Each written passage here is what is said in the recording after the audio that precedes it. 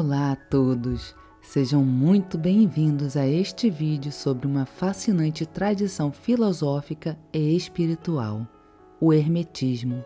Hoje, vamos mergulhar na sabedoria e nos ensinamentos de Hermes Trismegisto, uma figura misteriosa que atravessa a história como um guia na busca pela verdade e iluminação cósmica. O Hermetismo abrange uma vasta gama de tópicos, desde a astrologia e alquimia até a compreensão da nossa conexão com o divino. Preparem-se para embarcar em uma jornada de autodescoberta e sabedoria universal.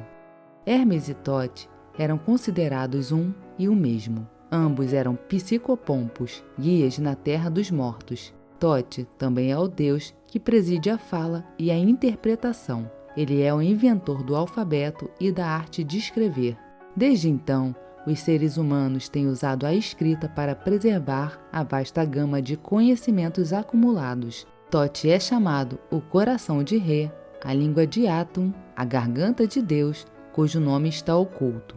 Como a fala divina personifica, ele é o criador de todos os ramos do conhecimento humano e divino. Quando Hermes conheceu Thoth na Alexandria greco-egípcia, nasceu Hermes Trismegisto. Não muito tempo depois, os seguidores do Três Vezes Grande se reuniram e se dedicaram a entender sua sabedoria e a alcançar a mesma iluminação cósmica que o próprio Hermes havia experimentado. Hermes Trismegisto é o autor da famosa Tábua de Esmeralda, que é a fonte do ditado hermético mais conhecido, como acima, assim abaixo, a chave para a astrologia, alquimia e outras ciências ocultas. A Tábua de Esmeralda tem uma história tão misteriosa quanto a de seu autor. Se chamarmos Hermes de mito, reconhecemos que ele é o maior e mais significativo do que qualquer figura histórica, pois representa um padrão perene da condição humana. Hermes é uma pessoa sem personalidade cristalizada, um arquétipo que talvez represente todos os buscadores da verdade, ou o buscador da verdade. Certamente, ele experimenta aquilo que todos os que buscam a verdade esperam experimentar. O sábio neoplatônico Jâmblico escreve: Hermes, a divindade que preside os discursos racionais, há muito tempo e com razão, é considerado um a todos os que praticam as artes sagradas. Aquele que preside a verdadeira ciência a respeito dos deuses é um e o mesmo em todo o universo. É a ele que nossos ancestrais dedicaram as descobertas de sua sabedoria, atribuindo a Hermes todos os seus próprios escritos. Muitos autores escreveram sob o nome de Hermes, pois isso era lógico para os devotos de Hermes. A verdadeira sabedoria e aprendizado mereciam ser atribuídos ao Senhor de todo aprendizado. Segundo o sacerdote e historiador egípcio Maneto, havia mais de 36 mil livros escritos sob o pseudônimo de Hermes Trismegisto, que facilmente encheriam as prateleiras de uma grande biblioteca do templo. Existem tratados sobre a origem e a natureza da alma, os princípios da criação, astrologia, alquimia, magia, cura e muito mais. No entanto, a maioria deles está perdida. Mas a partir de referências dispersas, podemos assumir que existiam muito mais obras herméticas do que temos hoje. Acredita-se que a origem do epípeto Três Vezes Grande veio do santuário Ibis em Saqqara, no Egito. Registros de uma reunião do culto de Ibis em 72 a.C. mencionam o nome O Maior e Maior Deus, Grande Hermes. O epípeto Três Vezes Grande reflete assim a intensificação da repetição do adjetivo egípcio. Ele também é conhecido como Três Vezes Grande por ser o maior sacerdote, filósofo e rei. Outra explicação do epípeto foi por causa do seu elogio à Trindade, dizendo que há uma natureza divina na Trindade. No século XV, os estudiosos humanistas italianos Marsilio Ficino e Ludovico Lazzarelli desempenharam um papel fundamental na tradução do Corpus. Ficino, que estava trabalhando na tradução das obras coletadas do divino Platão para o seu patrono Cosimo de Médici, imediatamente interrompeu seu trabalho quando o manuscrito do Corpus Hermético se tornou disponível. Estes já haviam sido compilados pelo Michel Psellos, estudioso bizantino do século XI, que não tinha interesse em práticas pagãs. A única razão pela qual ele teria copiado os textos seria melhorá-los para torná-los mais compatíveis com as crenças cristãs, expurgando os trechos de elementos ocultos e suspeitos. Assim, os escritos que chegaram a Marcílio provavelmente não foram originalmente coletados da maneira como ele os recebeu. O corpus poderia ter sido perdido desde a Antiguidade Tardia e o início da Idade das Trevas. No entanto, enquanto as cidades caíam e os impérios desmoronavam, as frágeis páginas do Corpus Hermeticum sobreviveram milagrosamente, prova de como a mente, esse mistério insubstancial, pode resistir aos golpes mais duros do mundo material. A busca hermética acontecia dentro, no mundo interior, isso era verdade, mas também viajou pelas estradas do mundo exterior. A ideia de uma sabedoria divina revelada apenas ao mais antigo dos sábios foi desenvolvida no Renascimento, na noção de uma prisca teologia ou teologia antiga, a noção perene que afirmava que uma teologia única e verdadeira existe em todas as religiões e que foi dada por Deus ao homem na antiguidade. Muitos pensadores da escola tradicionalista ou perennialista dos séculos XX e XXI seguiram essa ideia e falaram de uma sabedoria perene, baseada na crença de que eras atrás a humanidade recebeu uma revelação divina original e definitiva. Isso foi posteriormente perdido, embora vestígios dele, eles acreditam, possam ser encontrados nas maiores religiões do mundo, e até que seja recuperado, a civilização moderna permanecerá atolada no materialismo e na decadência. Durante o Renascimento, foi aceito que Hermes Trismegisto foi contemporâneo de Moisés, e todos os textos atribuídos a ele eram considerados de origem egípcia antiga e, portanto, mais confiáveis do que Platão e a Bíblia. O pavimento de 1481 na Catedral de Siena mostra uma grande imagem de Hermes aparentemente instruindo homens do Oriente e do Ocidente. Em geral, considerava-se que Hermes havia instruído Moisés, ou sido instruído por ele, ou ambos. Assim, no Renascimento, Hermes foi uma espécie de pai fundador da tradição judaico-cristã. Ele foi uma figura central na visão de uma filosofia perene que unia razão e fé. No início do século XVII, no entanto, o estudioso clássico Isaac Casaubon discordou da noção de que videntes pagãos havia predito a vinda de Cristo. Um de seus alvos era Hermes, em cujos supostos escritos ele viu provas linguísticas inconfundíveis de uma data muito posterior à que os contos comuns sobre as origens egípcias poderiam sustentar. Casaubon detectou a linguagem e as ideias platônicas, judaicas e cristãs e concluiu que os ensinamentos herméticos datam do início do período cristão, entre os séculos I e III depois de Cristo, em Alexandria, uma cidade então governada por Roma, mas culturalmente uma mistura cosmopolita de tradições gregas, egípcias, judaicas e outras. Essa descoberta, combinada com um forte movimento anti-hermético dentro da Igreja e a ascensão da ciência moderna, evidência de uma profunda mudança na consciência ocidental, significou a queda do 3 vezes grande. O hermetismo havia perdido seu fascínio geral e foi conduzido à clandestinidade. Várias sociedades herméticas foram formadas como os Rosa-Cruzes, os maçons e a Ordem Hermética da Golden Dawn. A descoberta de 3 escritos herméticos novos e integrais, encontrados perto de Nag Hammadi, no Egito, em 1945, renovou o interesse pelo hermetismo. Um deles, chamado Discurso de Ogdoad e Enéade, mostra sem dúvida que o crente hermético foi iniciado em vários graus antes de transcender a esfera dos 7 planetas e o céu das estrelas fixas. Então ele contemplaria Deus e se uniria a ele.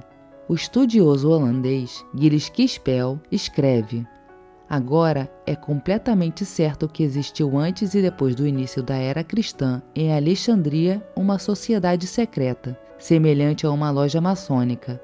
Os membros desse grupo se autodenominavam irmãos, eram iniciados por meio de um batismo no Espírito, cumprimentavam-se com um beijo sagrado, celebravam uma refeição sagrada e liam os escritos herméticos como tratados edificantes para o seu progresso espiritual. Se realmente existiram ou não comunidades organizadas de devotos herméticos, não sabemos. Parece plausível que os tratados herméticos tenham se originado em círculos frouxamente organizados de pessoas nos meios educados do Egito helenístico. Quase certamente incluíam pessoas que haviam experimentado estados alterados de consciência e outras que estavam convencidas de que essas experiências eram possíveis. Além disso, as críticas a Casaubon perderam muito de sua força, pois mesmo que o Corpus Hermeticum tenha sido escrito um tanto tarde, seus conceitos poderiam facilmente ser muito antigos e egípcios. E de fato, os princípios básicos da emanação, do mundo como um transbordamento de Deus e do homem como um raio de sol, tudo é um e um é tudo, são tipicamente egípcios antigos. Os estudiosos modernos têm feito uma distinção tanto artificial, mas proveitosa, entre a hermética técnica e a hermética religiosa filosófica. A hermética técnica, que trata de temas como astrologia, medicina, botânica, alquimia e magia, podem remontar ao segundo ou terceiro século antes de Cristo. Alguns dos textos-chave incluem o Liber Hermetis, os papiros mágicos gregos, o livro de Asclépio chamado Miriogênese, bem como a Tábua de Esmeralda, entre outros. Por outro lado, temos a hermética religioso-filosófica, uma série de ensinamentos religiosos, místicos ou espirituais de caráter iniciático, escritos entre os séculos I e III depois de Cristo. O texto central é o Corpus Hermeticum, que é a coleção de 17 escritos anônimos. O nome desta coleção pode ser um pouco enganador, uma vez que contém apenas uma pequena seleção de textos herméticos existentes, enquanto a palavra corpus é geralmente reservada para todo o corpo de escritos existentes relacionados a algum autor ou assunto. Esses escritos são trabalhos originais e separados, e não parte de um livro. Os critérios de seleção para o agrupamento não são conhecidos. Outros textos da hermética filosófico-religiosa incluem o tratado latino um pouco mais longo, o Asclépio, textos e fragmentos coletados na antologia de Estobaeus, os 3 hermética encontrados com os códices de Nag Hammadi, as definições armênias de Hermes Trismegisto para Asclépio, os fragmentos de Oxford e Viena e outros fragmentos de autores e testemunhos. A salvação no sentido mais amplo, a resolução do destino do homem, onde quer que ele o encontre, era uma preocupação comum tanto na hermética técnica quanto religiosa filosófica. O propósito da hermética não é discutir a verdade de suas proposições. Seu significado é a mudança que eles efetuam no coração dos leitores ao despertá-los para a verdade. Para que isso ocorra, é importante ter uma tradução que reflita a intenção inspiradora desses escritos. Para começar a aprender sobre hermetismo, você pode seguir alguns passos. Embora não seja um texto antigo, o Kybalion é uma introdução popular e acessível aos princípios herméticos. Ele traz uma abordagem moderna e sintética dos ensinamentos herméticos, o que pode ser uma excelente porta de entrada para entender os conceitos fundamentais. Para mergulhar nas fontes originais do hermetismo, a leitura do Corpus Hermeticum é essencial. Esses escritos filosófico-religiosos, atribuídos a Hermes Trismegisto, oferecem uma visão mais profunda das crenças e ensinamentos herméticos da antiguidade. Além do Corpus Hermeticum, há outros textos que complementam a compreensão do hermetismo, como o Asclépio, os hermética encontrados nos códices de Nag Hammadi e as definições armênias de Hermes Trismegisto para Asclépio. Busque estudos acadêmicos e comentários de especialistas sobre hermetismo para obter uma visão mais aprofundada e contextualizada dessa tradição filosófica e religiosa. O hermetismo é mais do que apenas teoria. Ele também enfatiza a prática e a experiência pessoal, meditação, reflexão e aplicação dos princípios herméticos em sua vida diária podem enriquecer sua compreensão dessa tradição. Lembre-se que o hermetismo é uma jornada de autodescoberta e busca pela sabedoria. À medida que você explora os ensinamentos herméticos, mantenha uma mente aberta e receptiva às suas implicações em sua vida e no mundo ao seu redor. No cerne do ensinamento hermético está a compreensão de que o indivíduo não é fundamentalmente diferente do Supremo. Essa realização é a gnose, um evento único e imediato, caracterizado como um segundo nascimento. Este ensinamento delineia o caminho espiritual que prepara o caminho para esta gnose, que não é alcançada por nenhum esforço da mente comum, mas é o resultado da sabedoria divina. Gnosis é uma palavra grega que significa conhecimento, mas é um conhecimento diferente de episteme, outra palavra grega para conhecimento, que é proposicional, ou seja, saber o que uma coisa é. A gnose não é alcançada através de argumentos, lógica ou observação empírica. Não é o conhecimento racional, mas religioso e místico que se revela, que é o caminho para a salvação individual. Vivemos na ignorância, inconscientes da verdadeira natureza da realidade e de nosso lugar nela. Para muitas pessoas, talvez a maioria, isso não é um problema. Eles aceitam a vida cotidiana e não perguntam por que estamos aqui e o que devemos fazer agora que estamos.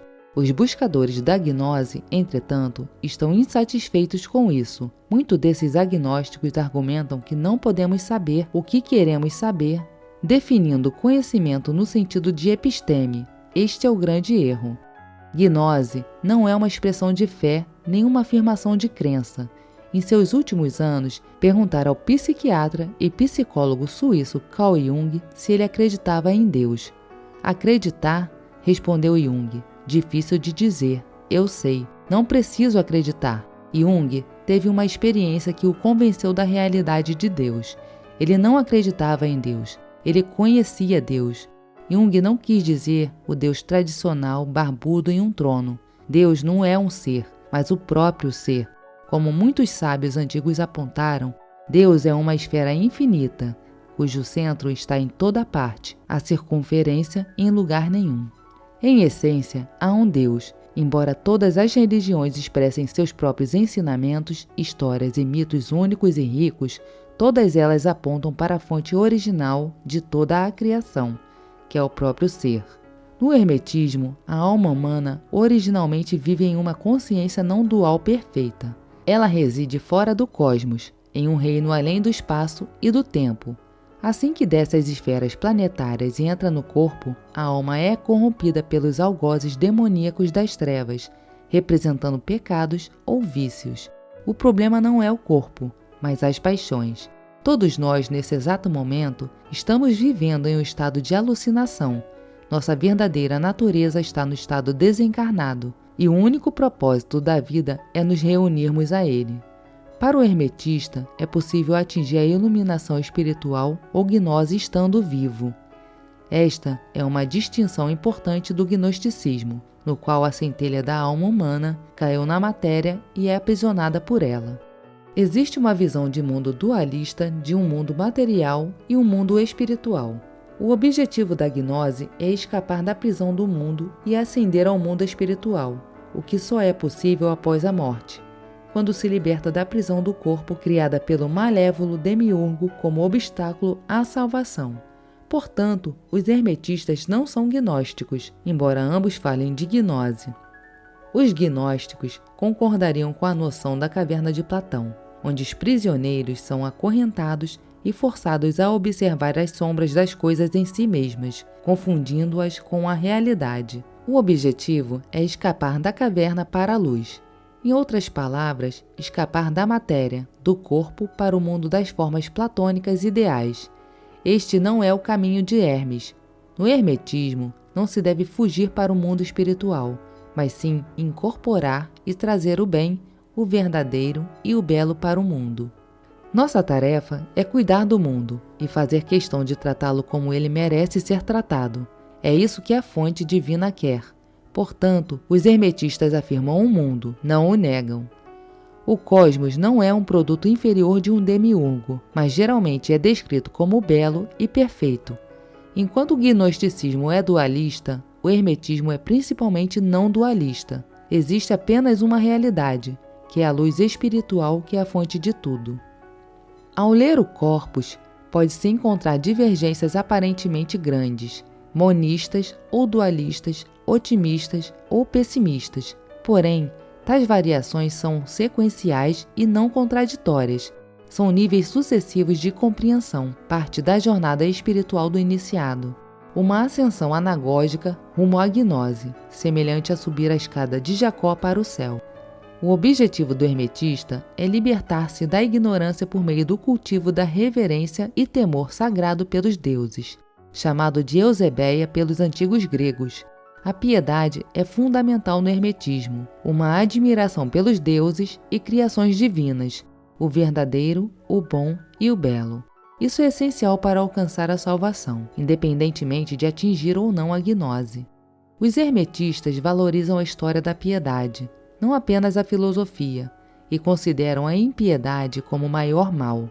A experiência do luminoso, estudada por Rudolf Otto em sua obra A Ideia do Sagrado, é a sensação de terror e espanto misteriosos diante da presença do inteiramente outro, algo inexprimível pela linguagem humana. O universo hermético começa com o modelo geocêntrico clássico. O cosmos é retratado como planetas que giram em torno da Terra. São eles a Lua, Mercúrio, Vênus, o Sol, Marte, Júpiter e Saturno. Depois temos a esfera das estrelas fixas. No entanto, este é apenas o reino do espaço e do tempo. Além disso, temos 3 esferas adicionais, o Ogdoad, o Ened e o Uno, ou a fonte. Tendemos a pensar neles hierarquicamente, mas isso é um erro, pois eles existem em um reino além do espaço. O Ogdoad, ou oitava esfera, é onde as almas residem, antes de descer para o reino do espaço e do tempo no corpo. Toda alma que nasce em um corpo é imediatamente corrompida tanto pela dor quanto pelo prazer. Aqueles que viveram uma vida de reverência retornarão ao reino das almas. A essência última da alma é a luz divina, que é a Ened, ou nona esfera. Este é o lar de Nous, que muitas vezes é traduzido como intelecto ou mente. Isso não capta seu verdadeiro significado nos ensinamentos herméticos, portanto, é melhor deixá-lo sem tradução.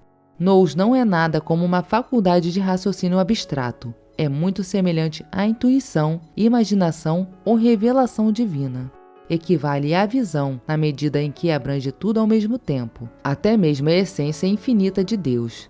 É tanto luz espiritual quanto iluminação, e pode ser realizada através da iniciação mística.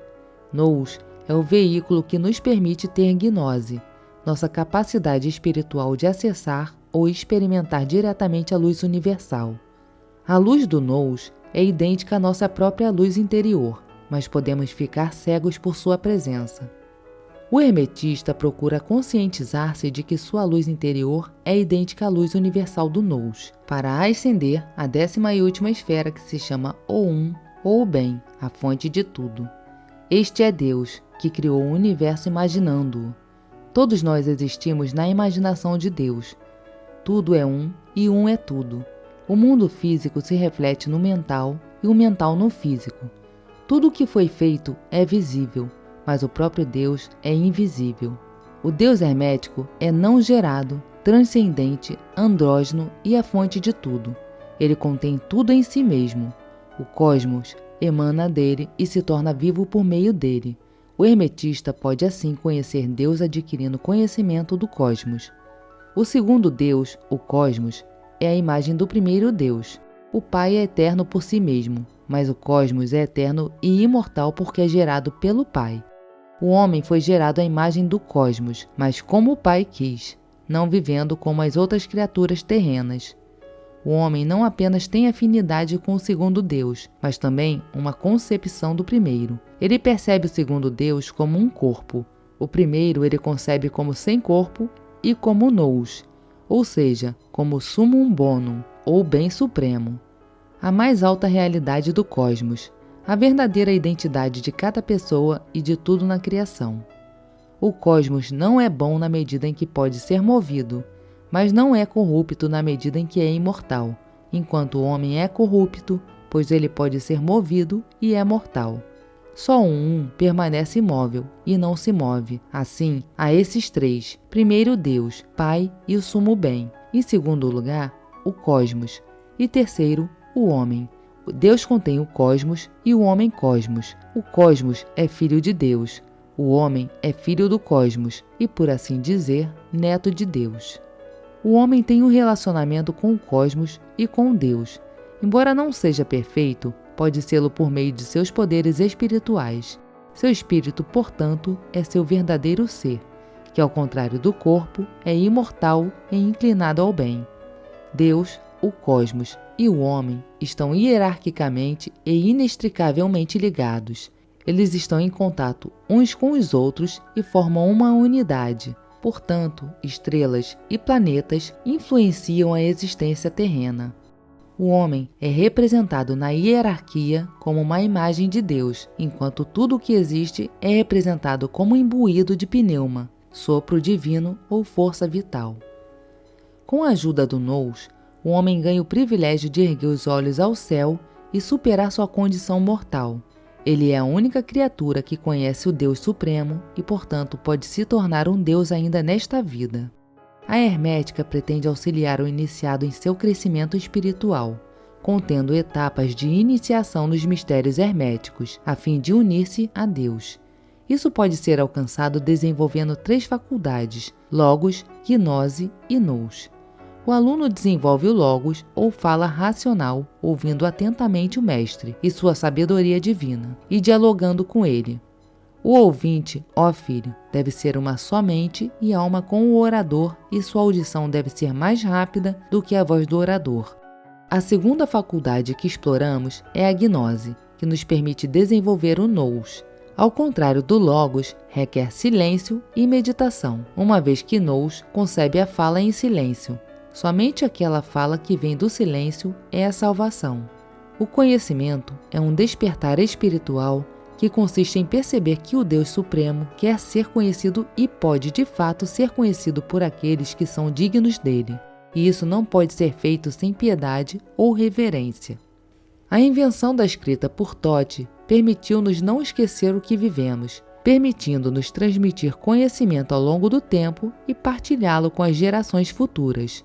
No entanto, esta é uma droga, ou como os gregos chamam, fármacon. A escrita é curativa porque fornece conhecimento, mas também venenosa na medida em que se esquece da experiência direta, que é inexprimível. As pessoas estarão lendo livros acreditando que têm acesso ao conhecimento, mas isso é uma ilusão. Portanto, a escrita é venenosa em muitos aspectos. No entanto, Tote tinha um segredo, que é o que a própria escrita pode ter um efeito mágico na consciência. Mesmo que a linguagem não possa expressar o inefável, ela pode ressoar e ter um efeito na mente humana que ajuda as pessoas a encontrar seu próprio caminho em direção à gnose. De fato, no livro 16 do Corpus, Asclépio fala ao rei Amon sobre os perigos da linguagem obscurecer a verdadeira intenção desses escritos, que são espirituais, não filosóficos. Ele, Hermes, disse que eles se tornariam ainda mais obscuros mais tarde, quando os gregos decidissem traduzir nossa língua para a deles, o que levaria a uma distorção e obscuridade ainda maiores. Quando expressa em sua língua original, o texto preserva o espírito puro das palavras, pois a própria qualidade do som e a pronúncia da língua egípcia carregam em si o poder do que está sendo falado. Os gregos, ó rei, usam palavras vazias que produzem meras exibições. Essa é a filosofia dos gregos, um barulho de palavras. Não usamos essa linguagem, mas soa cheia de poder. Deus dotou o homem, além de todas as criaturas mortais, com esses 2 dons, Nous e fala, ambos tão valorizados quanto a imortalidade. Se ele usar esses dons corretamente, não será diferente dos imortais, e ao deixar o corpo será guiado por ambos para o reino dos deuses e dos abençoados. No Corpus é revelado que a ideia de morte é uma ilusão, pois na realidade existe apenas criação e transformação. Nada realmente perece, assim como a energia que não pode ser criada nem destruída, apenas transformada de uma forma para outra. O homem é um microcosmo que reflete o macrocosmo, tanto em cima quanto embaixo. Quando o corpo se dissolve, ele é absorvido de volta à natureza, e a alma é assimilada pelo cosmos, retornando ao não manifesto, para que novas criações possam surgir. O cosmos nunca é destruído, mas passa por ciclos de renovação contínua, revelando a verdadeira natureza da realidade, a imortalidade, não a mortalidade. Hermes Trismegisto explica que todas as almas são essencialmente uma única alma, que atravessa várias transformações. Aquelas que alcançam a imortalidade são transformadas em espíritos e se juntam aos coros dos deuses. A verdadeira morte é a aflição da alma, que impede que ela alcance o supremo bem, resultando em uma condenação que leva a um ciclo de renascimento em formas inferiores. No entanto, o hermetista busca a vida de reverência, unindo-se a Deus e alcançando a imortalidade espiritual. Enquanto pensamos que estamos vivos, a realidade é que, ao nos unirmos a Deus, realmente nos tornamos verdadeiramente vivos, transcendendo a ilusão da morte. Para o hermetista, o homem é um ser divino e não deve ser contado entre os outros e nem mesmo entre os que estão no céu chamados deuses, pois o homem existe ao mesmo tempo na terra, no mar e no céu. De fato, se temos que falar a verdade com ousadia, o verdadeiro homem está acima dos deuses, ou pelo menos totalmente igual a eles em poder.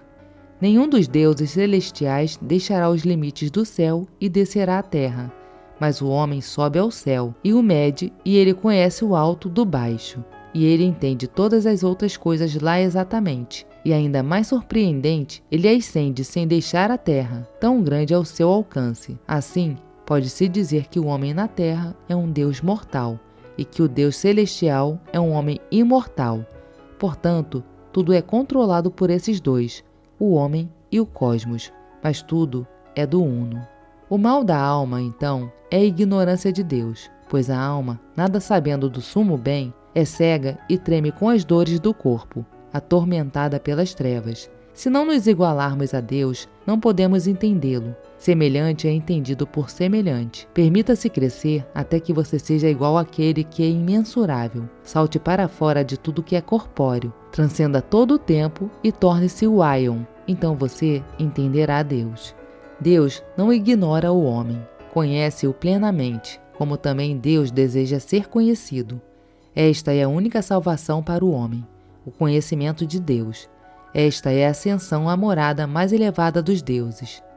Podemos escolher entre a mortalidade ou a imortalidade. É a escolha inferior que destrói o homem. Aqueles que têm um misto de raiva e luxúria não valorizam as coisas dignas de sua atenção, mas se voltam para os prazeres e apetites do corpo, acreditando que o homem nasceu para isso, ou confundem esses maiores males com os maiores bens.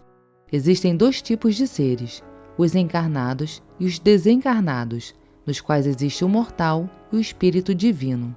O homem é deixado para escolher um ou outro, se assim o desejar, pois não se pode escolher os dois ao mesmo tempo.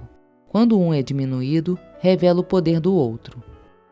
Hermes Trismegisto, o psicopompo e deus da fala, tornou-se o símbolo do buscador da verdade que todos nós aspiramos ser. Desde a escrita curativa até a compreensão da ilusão da morte, o hermetismo nos lembra que somos seres divinos capazes de alcançar a gnose e nos unirmos ao supremo bem. Esperamos que esta jornada tenha sido inspiradora e tenha despertado sua curiosidade para continuar a explorar os ensinamentos herméticos. Lembre-se de que a busca pela sabedoria é uma jornada contínua e que cada um de nós possui o potencial de alcançar a iluminação cósmica. Agradeço por assistir e até a próxima.